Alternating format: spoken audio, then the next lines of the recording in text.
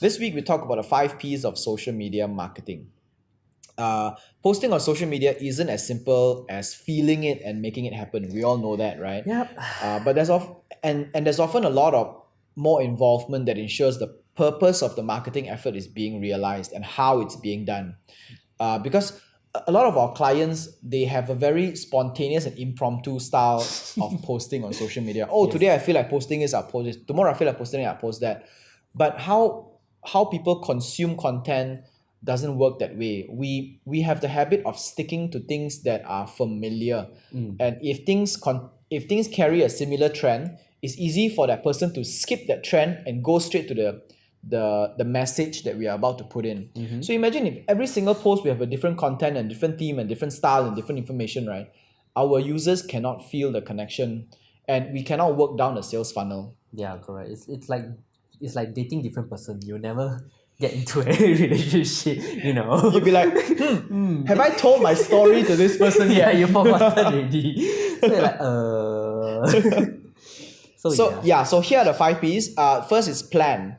To know your purpose, down to the measurable metrics, like how many reach and impression you like to have, how many new likes you want, what is the depth of engagement you're looking for. So you need to first be able to visualize what kind of KPIs in terms of numbers that you would like to reach. the general one at least. Yeah, at least the general ones. In order to know what it is, usually your digital marketing service provider will be able to give you a ballpark figure based on your budget. Then you can start from there. And then you also need to know how to plan out. You also how to plan how to reach out to your people. What message you want to carry, what is your company's narrative. Your message for the campaign needs to have a narrative, a story. It has to have a purpose and a reason. It helps give you a clearer direction as to what you want to do and who you want to be in the eyes of the audience. One good way is to, let's say, you carry the narrative of community building. So in terms of education, so if you want to educate people on something, right? One of our client, which is an outdoor shop, they position themselves as a community builder in a sense that they want to educate people on how to cross rivers properly, how to hike properly, how to go camping safely, and things like this. These are the kind of narratives that is planned out for them. In the general, the tips, the free tips. Yeah, the free tips. But what happens is also because the whole thing builds up to the content that you build. Because for example, if this month our theme is about crossing river properly, right? And then we can go down to the selling point where we sell items that help you prevent river Crossing the river. to prevent accidents when crossing the river, Okay. like ropes that actually float in the water, whistles that is loud enough, or all these kind of things. Sudden PFD inflation go whatever this kind of item, you know. Yeah, why not? When they feel the river current too strong, they boom. Yeah, why not? Sales. Yeah. This kind of thing. Right, so produce. So produce based on narrative you've created for your brand or campaign. Start producing content that is compelling and thumb-stopping. They say a good content is like a mini skirt. Long enough to cover the subject, but short enough to be interesting. Very interesting way to say what is produced all about. But yeah. The key thing about production is to turn what you have in your head, to turn your theory into a content, right?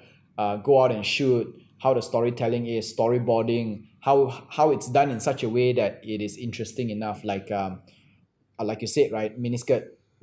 Facebook, their attention span is 3 seconds. Correct. If people are not informed of what this video is about in the first 3 seconds, they will skip already. they'll most likely not even be bothered to watch it already. But it also has to be compelling enough that the subject and the topic that you want to talk about goes across. So how do you do that? That requires a lot of skill Straight as well. to the main point now. I guess nowadays digital marketing marketing itself and traditional marketing, it's not so much about talking a long good story, but how do you be direct straight to the point and yet still be good at the same time. That is harder because simple is hard. Yes. Simple is harder, yes. Simple is so I hard. completely agree. So how are you gonna scale it down? You really need to crack your mind. Yeah, yeah. And the next P, the third P is publish. Choose the platform where your content goes. Millennials do not use Facebook and boomers do not use Snapchat. So who are your target audience? Yep. Long form instructional videos work better on YouTube than Facebook. Like we said, Facebook's attention spans no more than 3 seconds. But YouTube, people actually can go on to watch a 45-minute video like with full 100% attention. Correct. Your retention rate is very high on YouTube. Gaming videos work better on Twitch, but gaming instructional videos work better on YouTube. Yep. Instagram is more visual, but it lacks the call to action of Facebook. Yep. Facebook has more call to action, but it's also a lot noisier and a lot cluttered. So knowing where your content is published to the right audience at the right time Platform. also make a lot of difference as to whether it reaches out to people or not. Correct. And not to mention that the right platform. Like, you don't go and sell condoms in the church, the platform is very important. Or you don't go and sell Bible book in a shopping mall. Nobody even bother go and see Bible book during shopping time. True. This kind of thing lah. Be smart on your platform. Alright, so next is fourth. Promote. Right now, it is safe to say that none of your Facebook contents will be seen by anyone if you do not boost them with a few bucks. But beyond that, giving full control of all your social media platforms to your social media manager enables them the ability to better cross-promote your content everywhere. A website is the perfect brand storefront, but it doesn't sell itself. Social media is the place where everyone goes to, but it's so full of clutter, it's difficult to catch people's attention long enough. So, promotion. Yep. The thing here is that the key to doing a right promotion is to actually to cross promote across all the platforms you're in, right? You have a video on YouTube, but then you post a little clip on Facebook to talk about it on YouTube because most of your followers follow you on Facebook, and chances are they would stay on Facebook more than they would stay on YouTube. But your actual video is on YouTube. So you do a 10-second one to talk about what's the gist of this video, entertaining, short and sweet, draw them to the full thing on YouTube.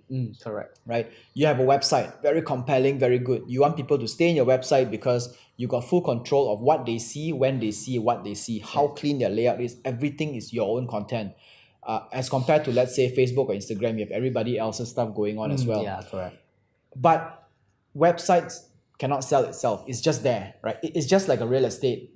It has no traffic going in there. If you do not use Facebook, Instagram, Snapchat, Twitter, or anything else to draw people into website to actually consume your full content.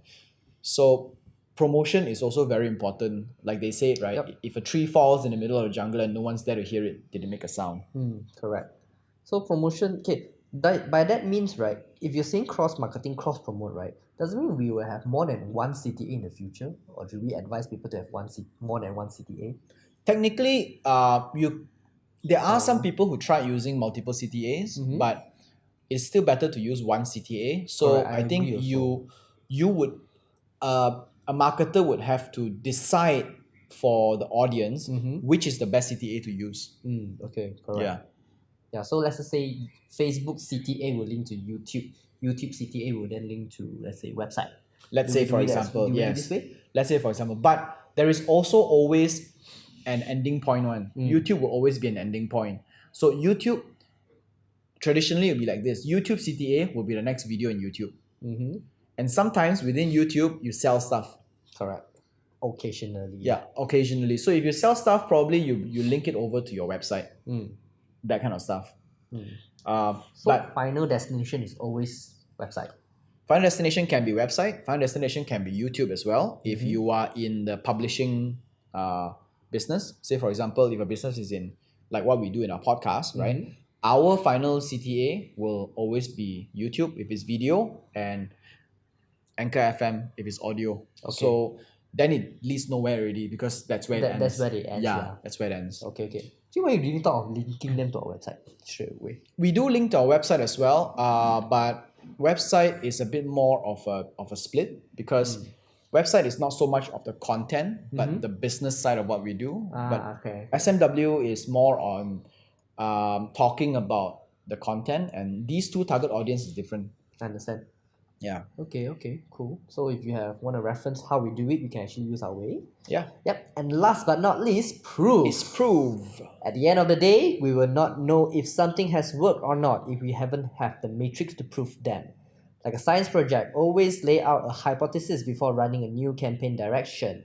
Then, at the end of the cycle, revisit the matrix along with the hypothesis to see if it was successful and find answers to why it did or it didn't work.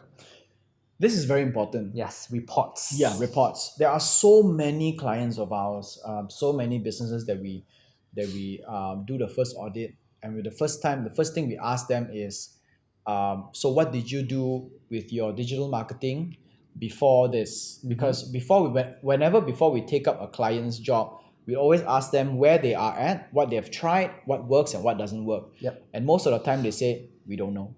We just put it out there and nothing seems to be working. It's like that everywhere. Yeah. So it's like most of them assume that build it and they will come, right? As long as I put it out there, people will react to it. But it doesn't work that way.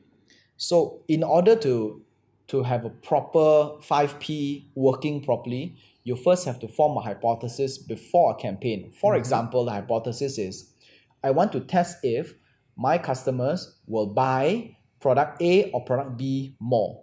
Correct. Then you run the entire campaign equally, product A and product B, and then at the end of that campaign cycle, maybe a month or 2 months, you come back and then you see, you take all the metrics, you put it down, bear up on a table and say, okay, which is getting more results and why? Correct. Who is reacting more to this? Why is it they're reacting more to this and than that? Every single thing that you're testing. Even something as small as, I want to do my post on Monday, Wednesday, and Friday instead of Tuesday and Thursday. Yep. That is hypothesis as well. Correct. Then you run it for 1 or 2 weeks or 3 weeks. Then you see, okay, which one gives you more reaction? Correct. So the main and most importantly, we like to advise people is do not switch your method halfway through. Yes. That will just spoil everything and just Yes. gonna burn money. You will tarnish your, yeah, that's very important because you will tarnish your science experiment, say for Correct. example. You will tarnish your experiment and the numbers you get will be different. So the key here is to pivot fast but not too fast. You need to give everything at least 2 weeks, at least minimum 2 weeks for you to start to see something. Correct. Ads take a week to learn what you are, to learn. Google ads and Facebook ads take a week as a learning stage to learn things and try to feed you the most efficient way of serving your ad. So if you were to stop it 1 week, like 2 days in and 3 days in, you're telling people it doesn't work, no, you're just not giving it enough time. Correct. You need to give enough time. Yeah. So this one I cannot. We need to address this a lot. Yep. A lot of people freak out during that second week Yes. and decide to change everything. Yeah. So these are the 5 Ps: plan, produce, publish, promote, and prove.